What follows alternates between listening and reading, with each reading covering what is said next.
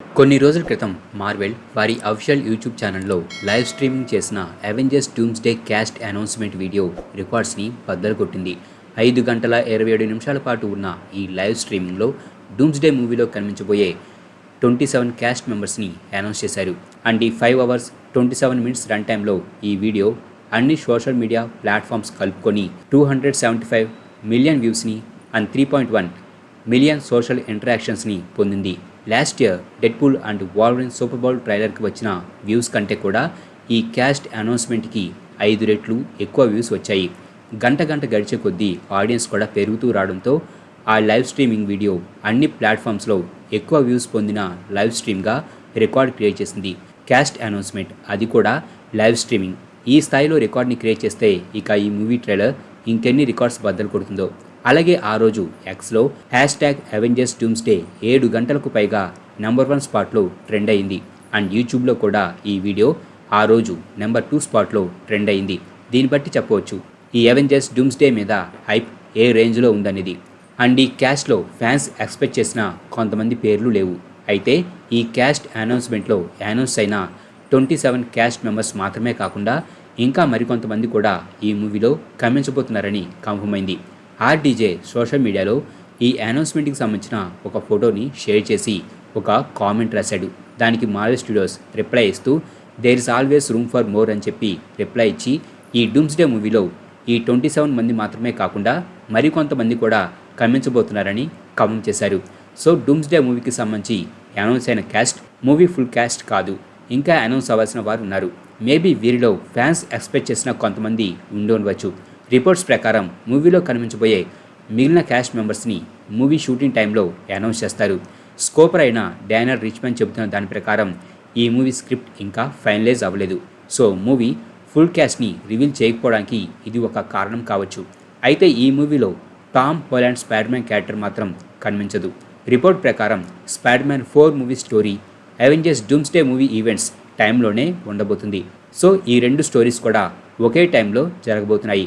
అందువల్లే spider-man character doomsday మూవీలో కనిపించబోవటం లేదు.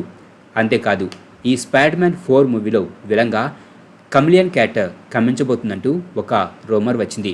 అయితే ఈ మూవీలో కనిపించబోయేది సోనీకి చెందిన క్రేవెన్ ది హంటర్ మూవీలో మనం చూసిన కమిలియన్ కాదు, డిఫరెంట్ యూనివర్స్ చెందిన వాడని చెప్పి అంటున్నారు. అయితే ఇది ప్రస్తుతానికి రూమర్ మాత్రమే. అలాగే Daredevil Born Again season 1లో ఇంకా 3 ఎపిసోడ్స్ మాత్రమే మిగిలిన్నాయి. అండ్ ఈ సిరీస్ సెకండ్ సీజన్కి సంబంధించిన షూటింగ్ ఇప్పుడు బ్రూక్లిన్లో జరుగుతుంది. అండ్ ఈ సెకండ్ సీజన్లోని డేర్ డెవిల్ యొక్క ఫస్ట్ లుక్ రివీల్ అయింది. డేర్ డెవిల్ని మనం ఇప్పటివరకు red and black suit, red and yellow సూట్లో చూసాం. అయితే లీక్ అయిన సెట్ ఫొటోస్ బట్టి ఈ సెకండ్ సీజన్లో డేర్ డెవిల్ని మనం బ్లాక్ సూట్లో చూడబోతున్నాం. అంతేకాదు ఈ సూట్ పైన డేర్ డెవిల్ యొక్క డబుల్ D సింబల్ కూడా ఉంది. అండ్ ఈ సూట్ లుక్ అయితే నెక్స్ట్ లెవెల్లో ఉంది. ఈ సెకండ్ సీజన్ యొక్క షూటింగ్ ఈ ఇయర్ జూలై వరకు జరగనుంది. ఈ సెకండ్ సీజన్ MCU ఫేజ్ 6లో భాగంగా రాబోతుంది. అండ్ మొదటి సీజన్కి లాగానే నెక్స్ట్ ఇయర్ ఈ టైంకి డిస్నీ ప్లస్లో ఈ సెకండ్ సీజన్ని కూడా రిలీజ్ చేయడానికి ప్లాన్ చేస్తున్నారు. అలాగే ఫైనల్లీ క్రిష్ 4 మూవీకి సంబంధించి అఫీషియల్ అప్డేట్ వచ్చింది. ఈ క్రిష్ ఫ్రాంచైజీలోని 3 మూవీస్లని డైరెక్ట్ చేసిన రాకేష్ రోషన్, హృతిక్ రోషన్ ఫాదర్ క్రిష్ 4 మూవీకి సంబంధించిన అప్డేట్ని ఇచ్చారు. ఈ క్రిష్ 4 మూవీ ప్రస్తుతం ప్రీ ప్రొడక్షన్లో ఉంది. అండ్ నెక్స్ట్ ఇయర్ 2026 స్టార్టింగ్లో ఈ మూవీ షూటింగ్ జరగబోతుంది. అంతేకాదు మూవీలో హృతిక్ రోషన్ లీడ్ యాక్టర్గా నటించడమే కాకుండా ఈ మూవీని డైరెక్ట్ కూడా చేయబోతున్నాడు. డైరెక్టర్గా హృతిక్ రోషన్కి ఇదే మొదటి మూవీ. అలాగే మీలో చాలామందికి పాపులర్ యానిమేటెడ్ సిరీస్ అయిన స్కూబీ-డూ సిరీస్ గురించి తెలిసే ఉంటుంది. 2002 అండ్ 2004లో వార్నర్ బ్రోస్ ఈ షోని బేస్ చేసుకొని లైవ్ యాక్షన్ మూవీస్ని కూడా తీసింది. ఈ 2 మూవీస్కి కలెక్షన్స్ బాగానే వచ్చాయి. అయితే సెకండ్ మూవీకి అనుకున్న స్థాయిలో కలెక్షన్స్ రాకపోవడంతో వార్నర్ బ్రోస్ ఈ ఫిల్మ్ సిరీస్లో ప్లాన్ చేసిన థర్డ్ మూవీని క్యాన్సిల్ చేసింది. ఆ తర్వాత మళ్ళీ స్కూబీ-డూ లైవ్ యాక్షన్ మూవీపై వార్నర్ బ్రోస్ అంతగా దృష్టి పెట్టలేదు. అయితే మళ్ళీ ఇన్నాళ్లకు నెట్ఫ్లిక్స్ లైవ్ యాక్షన్ స్కూబీ-డూ సిరీస్ని తీయబోతున్నట్లు అనౌన్స్ చేసింది.